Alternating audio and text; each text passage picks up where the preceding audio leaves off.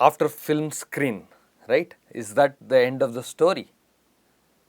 We want to see how the image formation happens, right? So we talked of the instrumentation, we came until what we call the film screen blurring.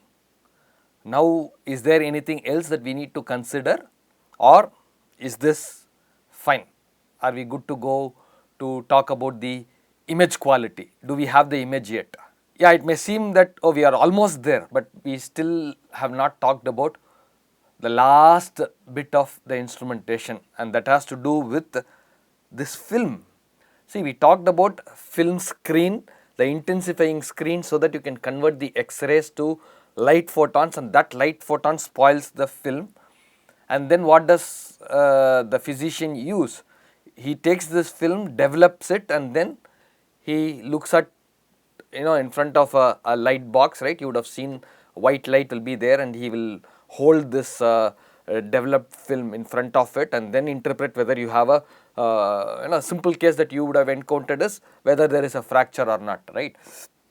So we are almost there, but we still have to talk about the film, because in the end the doctor is not interpreting what is there in the film screen, right? I mean, it's still not this one. Somewhere this information of light photon is getting onto the film, that you can think of it as the last subsystem, right? I mean, the last subsystem before the physician looks at it and makes an interpretation. Okay, so that means we need to talk about the film characteristics. So just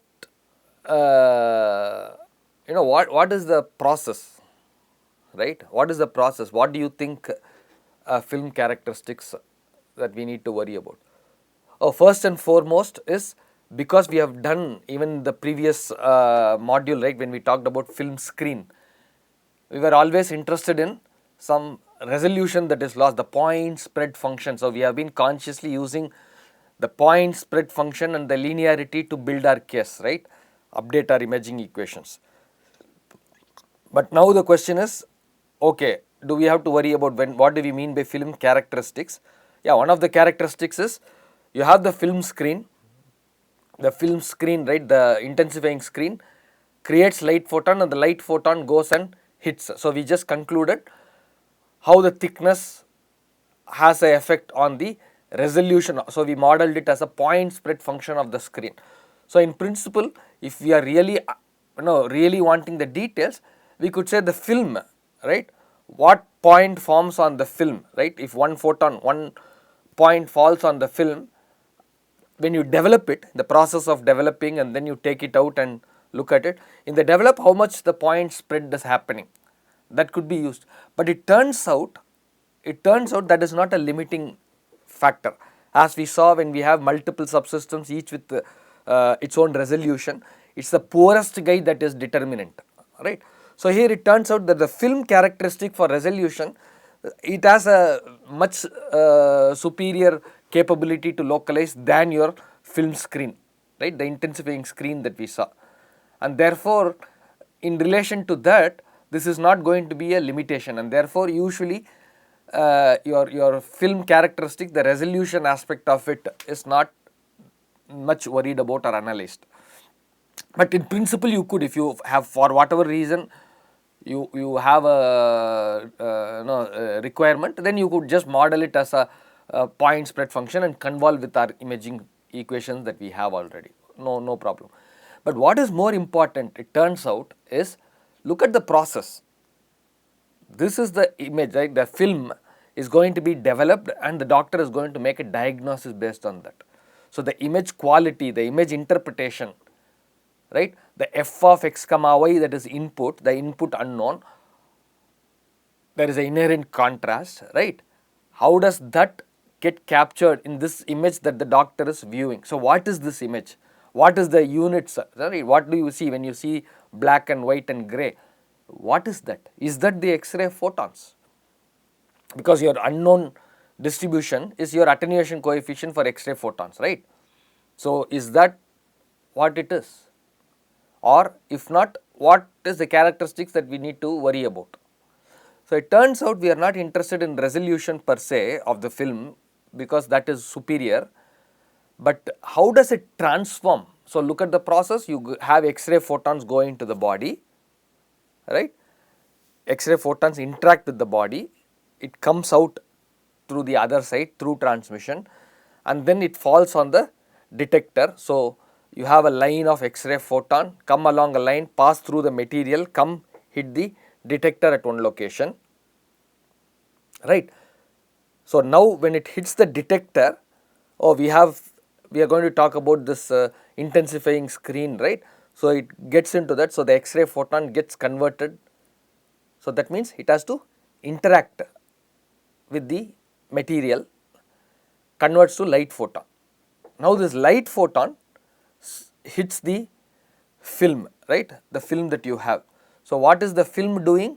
On one side you have the light photon, right, the X-ray getting converted to light photons, and the light photons darken, right, darken the film. On the outside you develop the, after that you take the film, you develop, and the outside is the film that the doctor is taking, keeping under a white light, and making the interpretation, right. So that means we need to be very careful of, so when we characterize this film, we should characterize its ability to transform the input to the output, because the input has all the physics that we talked about. The inherent contrast of the f of x comma y is captured in the input side on what falls on the detector, but what comes out of the detector, that is displayed to the doctor, right, that we need to, this transformation is happening in the film. So we need to talk about, understand the characteristics of this film in terms of how it is able to transform the input to the output. So the idea is the film darkening after development depends on the incident light, right. So incident light, so just contextualize, say if you had along the path you had a bone and another soft tissue, you know, when you go for a bone fracture, I am sure you would have had a chance to look at least somebody's X-ray with a bone fracture, you will see the bone is not going to be dark, the bone is going to be white, right, at least on the brighter side. So what is happening? Oh, we know bone is more attenuating. So when the X-ray photons go through the bone, if there is bone along the path, X-ray photons will get attenuated. So less number of photons will come in its shadow, right. So that means that X-ray photon is less, that is going to spoil only less. So that means it is going to, when I say spoil, this X-ray photon gets converted to light photon, and that light photon darkens the film. So this darkening is proportional to the number of photons that are coming in. This number of photons that are coming in X-ray range, coming in light photons that are darkening this is proportional to the X-ray photon, number of X-ray photons that are coming, which is proportional to, or which is determined by your material property that was attenuating it along the path. So in some sense the film darkening is proportional, right? It depends on the incident light in the screen. That incident light is dependent on the incident X-ray, right? That is where we talked about this conversion efficiency of your phosphor, active material, all those things. So this is the idea. So the input side is the physics, the X-ray photon that is coming through the body which captures the material property. The output is a film darkening. So this film darkening, you know, is interpreted, the doctor takes the developed film, right, the darkened film, keeps it in front of a white box. If you I mean, you probably saw people take in light they have and then look at it, but usually formally what is done is you have a light box which will be homogeneously white. They will keep the X-ray film right in front of that, clip it, and then you can see the X-ray, read the X-ray, okay, X-ray image, which will appear grey, shades of grey. So essentially what we are interested in is the X-ray that is interpreted, the output image is nothing but is optical density. Density will be more or less depending on the amount of darkening, which will be dependent on the amount of incident light, which depends on the incident X-ray.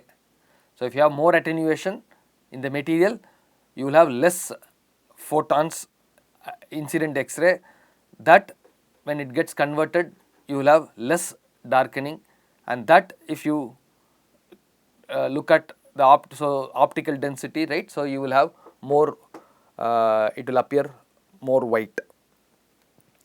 So, formally it is defined as D is equal to logarithmic base 10 of Ii by It. What is this Ia and It? Okay, I is irradiance. So, what are we talking about? We are talking about the X-ray film which is developed, right, this is darkened. So, they keep it in front of the white box. So, light goes through, the film is there and the human observer is on the other side. So, back of the film there is white light which is trying to illuminate all the region with the same white, whereas there is a screen, that is a film that is blocking, and then the reader or the radiologist is on the other side interpreting it. So, the light has to go through the X-ray film. This X-ray film is nothing but developed, which has a darkened, the amount of darkening depends on its exposure, right. So, you have irradiance on the input side, what comes on the output. So, what is transmitted. So, irradiance on the input side, irradiance on the transmit, what is coming in, what is coming out. So, that means if you have transparency, transmittivity, so this II by IT, right, is called opacity, because IT by II is your transmittivity, how much of it is transmitted. So, if I have light coming this side, white light, right, on the input side, if this is a dark, right, the outside you will have less signal, right, it will appear grey but it will be dark, black grey. Whereas if I have transparent part, the light will come here, everything will come out, right. So, you will have your transmittivity. So, IT by II is your transmittivity. So, the inverse of that, the reverse of that, I by IT is your opacity, how much is blocked, how much is transmitted, how much is blocked, whichever way you can write it. So, definition of optical density is, it is a log natural 10 of your opacity, clear. So, now you see the point. So, we are actually ending up interpreting the optical density, but that optical density is related to the distribution of the X-ray that is coming in, which is distributed through or correlated with the distribution of your attenuation coefficient, clear. So, I hope you are able to see through the instrumentation, the physics, all of them are culminating here. So, the image that you are seeing, the each pixel that you are seeing, whether it is a black color or a grey color or a white color, I think you should be able to connect it to the underlying signal chain that we just saw, both from physics, instrumentation, right. So, so much for optical density, this is what we do. So, naturally what is the range? Ideally you want to have a good range, you want to see the darkest portion as well as the brightest portion in the same thing. So, you can distinguish. See, the whole idea for us is contrast, whether there is a fracture or not, because if their bone is continuously white, it is one piece. If there is a small crack, then there is probably different material, air or liquid, and so the darkening will be different at that location. So, can we tease out this white from dark or grey? So, it is always a contrast that we are looking for, right. So, in this paradigm, if you look at it, typically you get a range 0.25 to 2.25. This is the range of distribution that you can get in your optical density. However, in the paradigm that we discussed, the doctor is looking, so you are then stuck up with your visual, human visual perception. How much of the shades of grey can I actually distinguish? How much of shades that I am comfortable, that my eyes are normal human eye physiology, right. So it turns out 1 to 1.5 is very comfortable range. Okay. So this is your optical density range that is comfortable for human observer, or the desired range where you like to have. Okay, so much for optical density and the interpretation of that. But to think about it, is this sufficient? I mean, are we good to go? Right? Is there anything else that is missing? Probably what we didn't cover yet is find we know the output now. We know how to interpret the output. But then you said on the input side you have the X-ray photons or the exposure. So this film, right, the characteristic, the film that we are talking about, in some sense it's exposed on one side. That exposure leads to darkening. So the output is, after you develop it, you can characterize the output or measure the optical density. But can we now have some relation, because we have to talk about this film. We know how to read the film, but then what is a good, I have a film A from manufacturer A, I have a film B from manufacturer B, or same film I have different specs from the same manufacturer. How do I assess the performance of this film? Do I have a way to measure its performance, right? Or what is its influence on the output image when the transformation, and therefore that will allow us to use that as a metric to use appropriate film for the purpose. So what do we need? We need some handle on to connect the exposure and the output image optical density. On the input side is the exposure, the output side is the optical density. So we will have to characterize this film ability to map one to the other, right. So we need to talk about how does the film perform in this, how much of exposure yields how much of optical density, right. So that conversion, that is a factor that we need to study. So typically that is done using what is called as H&D curve. What you see here is an example of a H&D curve. In fact, qualitatively I think you may know some of this, right. I mean, in a different context. If you take a photography, I know we are all into digital photography, just take it, but at least those amateur photographers, right, at least when we a decade ago or a couple of decades ago, we used to have this craze, okay, can I go do SLR, can I, what are the functions, parameters that I can control, right. A difference between an amateur photographer and we taking a mobile is they go and try to optimize how much of exposure should I give, can I go slow, can I capture the contrast. So they try to understand that in the context of the film, right. So some will do very good with the Kodak film, some will take their photo to capture the best for Konica, right. So they have different vendors. So each film has a different characteristic of how much exposure to how much output contrast it can capture.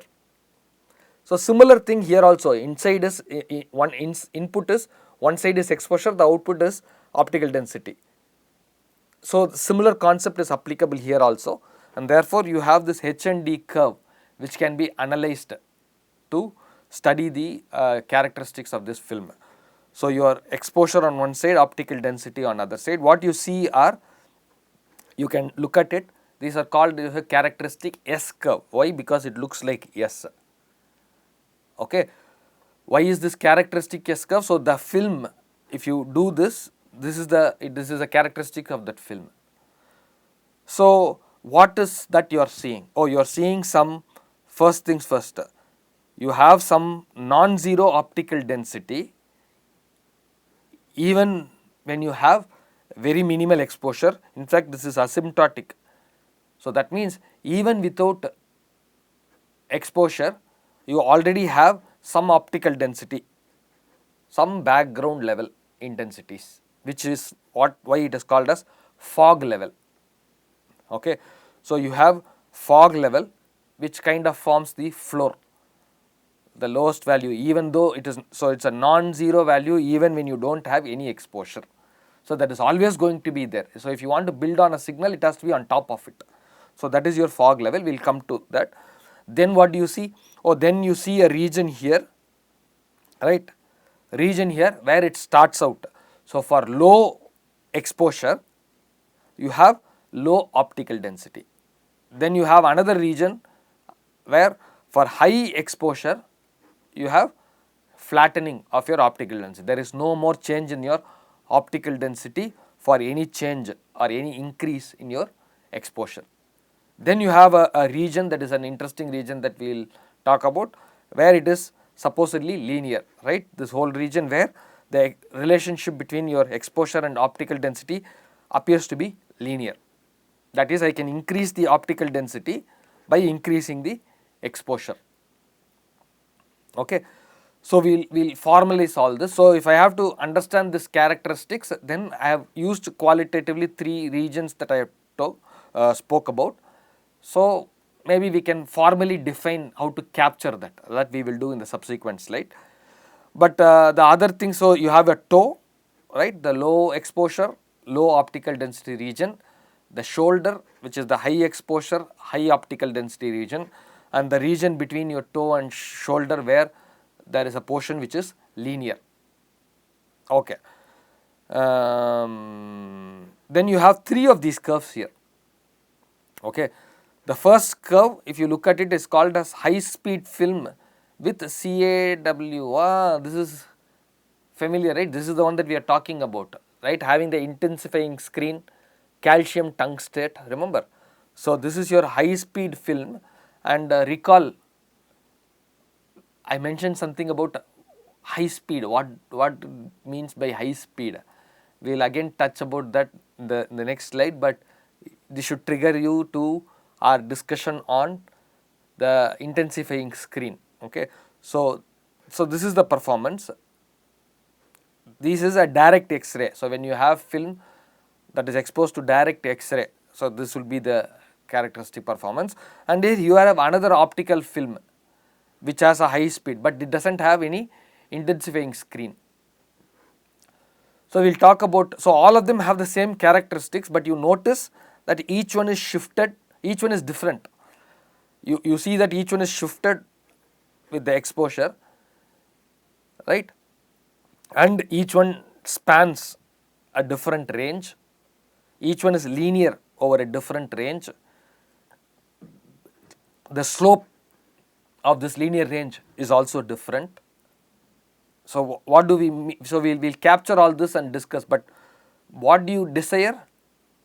Oh, you need to have a good optical density, right, in the range that is desired.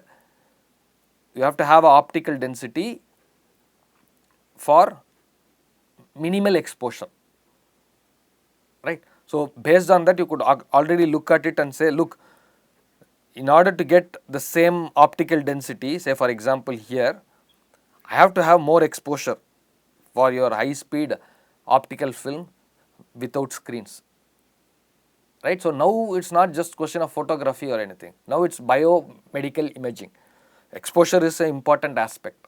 So I would like to have minimum exposure and maximum output contrast. So clearly you can see why film screen is helpful, and for the same reason you can see why your direct X-ray, right. Yes, it is better than your pure optical thing, but then notice that this is very steep, right, this is very steep. That means I have a very small range of exposure where I can operate this, right, that is what it means. If it is steep, the slope is steep, means I have a very small region of exposure where I can fine tune and increase the optical density. After that it will saturate, so it will, so you see these important characteristics, that is shifting left right, which has an effect on your, for a given optical density, which has an effect on exposure, and the gradient or the slope, right. You want it to go tall so that you have enough contrast, but at the same time you want it to go tall slowly so that you can have more control. That will be the desired feature, right? So let's capture these in the subsequent slide. So we are going to use this slide, interpret this slide in the subsequent lecture, slides without having the figure. So make sure that you kind of get a big picture of what we are going to talk about. We are going to talk about this linear region. We are going to talk about fog level. We are going to have effect on speed, right? And of course your extent, linear over how much range, that is also important. Okay. So what we saw is X-ray exposure yields optical density, right? So we need to connect these two, and the curve that we saw H and D essentially connects the exposure to your optical density. So now, right. So what we need to do is, well, the S curve is a non-linear curve, right? So but we are interested in this connection where we can model and make use of it. So I can increase the exposure, I can increase the density. So yeah, where can I model? Because the plateau, the shoulder and the toe are of kind of limiting conditions. I can only operate in between. So I can model the linear range with the D is equal to this guy, which is gamma log 10 exposure by exposure at 0. What is this? That means this is essentially saying what is the exposure when what is the optical density, right, when I have 0 exposure, or rather 0 optical density. What is my exposure? Exposure at 0 optical density. So this is your exposure. So all this is fine. So it's again logarithmic. What is this? Oh, so this is your gamma, very similar. Remember I said H and D curve, film in optical photography, you would have talked about this S curve or gamma curve. The same, gamma is essentially the characteristic. So that encompasses, that is dependent on all the other aspects, right? You have to develop the film, that there is a temperature in which you develop the dark room, the ambient temperature of the dark room, the chemicals that you use, their pH, all those things, right? There is so many factors in developing the film. So all of that put together has an effect, and the material that you are using, all of that put together has a effect on moving this curve, right? Modeling this, what you see as the S curve that we saw, the characteristic changes, and the characteristic changes due to all possible process are captured in your gamma. Okay, so that is your film, what they call as film gamma. So what do you want the film gamma to be? Oh, this models the linear range, right? So ideally you want, how do you want? Oh, you want so that the curve, you have more region over which you can operate, and it has to tall, it has to have a good dynamic range. Okay. So typically your gamma is operated in the region of 0.5 to 3. So this is your kind of your slope, right? So how rapid, so that you saw some of the you saw 3 curves, right? You see the slope that was changing. So typically the slope is varying in this fashion. So your gamma is operational between 0.5 to 3. So how do we capture that gamma curve? 2 metrics. One is, just recall, so what was the thing? One is the exposure range, right, over which exposure range, over which exposure is in which direction? X-axis. So we call as latitude. So the range over which it is linear, the range of values in x-axis, which is your exposure, where the function is linear, right? You want latitude to be more, right? You want more region where you can tune this. And then is your speed. So what do we know from speed? Right, we know speed has to do with you have light photons coming, the light photons hit the film, right, in the intensifying screen. X-ray photons get converted to light photons go darken the film. So how far, so more the light photons, quicker the darkening, right. So speed in some sense had to do with the efficiency of conversion, right, conversion efficiency of the material. Okay. So here what do we want? We want to measure the speed when we talk about in our case here we are talking about the optical, there is a fog, right. So that speed, the effect of that, right, the conversion efficiency can be captured here using the, because exposure to output, right, that is what we are talking about. So it can be captured using D equal to 1 plus fog level. So we can inverse of the exposure at which your optical density is equal to 1 plus fog level. Okay. So in the previous curve, right, the previous S curve for 3 different things, you saw a fog line which I highlighted, and then there was another dashed line which was your 1 plus fog level. So the optical density, right, optical density D is equal to 1 plus fog level. At here is the inverse of the exposure at which this happens. Okay. So clear. So the effect of speed you already saw. What is the effect of speed? Oh, you had this tungsten can sheet screen that had lower exposure but good optical density.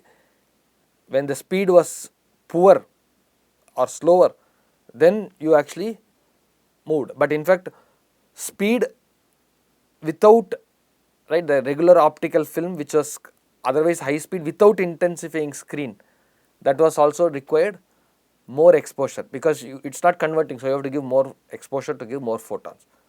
So these are two important parameters when you select a film for the purpose. Clear. So I think with that we essentially we have completed covering the instrumentation and image formation. What we are left with now is talking about image quality, the last part.